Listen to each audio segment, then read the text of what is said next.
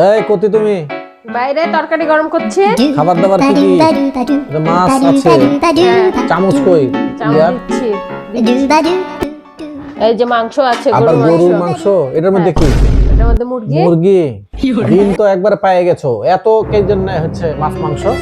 মাছ থাকলে আবার কিসের মাংস? হ্যাঁ, কেন মাংস একই খেলে কি দিনে হবে? মাংস মাছ একবার মনে হচ্ছে হেডিক লেগে গেছে। হ্যাঁ, কেন মাংস দিয়ে খেলে কি হবে? আবার মাছ রান্না করেছো কেন? এটা চামচ লিয়ে না, ভাত তোলার। কলার ভর্তা, তারপরে এটা কি ভাজি? এটা পাতাকপি ভাজি, ডাল। তারপরে হচ্ছে ডাল। হ্যাঁ, আর কি? আর এটা কিছু কি? না, এটা কিছু না। শুধু সবজি দিয়ে খাওয়া যাবে? ডাল দিয়ে সবজি দিয়ে? হ্যাঁ, কেন খাওয়া যাবে না? কেন খাওয়া যাবে না?